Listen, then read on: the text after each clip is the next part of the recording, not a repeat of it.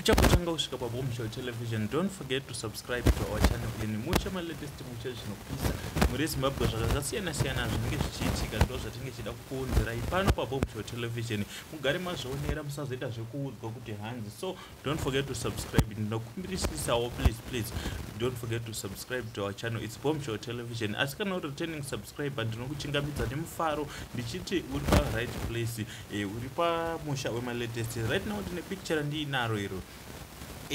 Picture iri kutrenda, picture iri kutenderera pamasocial media platforms, but hatisati ranyatsopiwa vanhu kuti vanyatsokuone saka nekuda kwekuti pane mangoba haters aiti Vane Mwana akafa kana kuti chi, asi zviri kunzi pakutenderera kwazviri kuita ndezvekuti madam boss vakabatsirwa mwana mukomana kutori najunior mhofu right now, asi vanhu havasati vaita se vazviudzwa. Isusu edu mahustlers tinotenderera pasocial media, tinogara tichiswera tiripo, zviri kunzi vakabatsirwa. So tell us in section, ongoti Makorokoto in the comment section, ongoti Makorokoto una madam boss. Toramba tichiwanamatira kuti zvishuwo zvevaitaura kuti dai mwana akafa zvisazoitike sekunozadzikiswa, nekuti pane chiprofita chakambotaurwa neana sekuru Tembo, ndofunga ndakakuratidzai vachiti vanoona kundikana kuita sekuzvara kana kuti mwana anoona kusofa.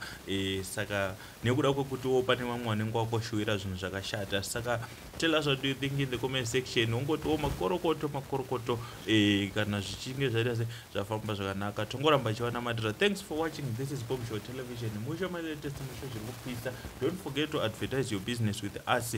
Tongokuitira munyati wacho, tokuitira mudzikinyira wacho, wovogara woonekwa, woitawo mari, isitoitawo mari. Thanks for watching. My name is Bombshell.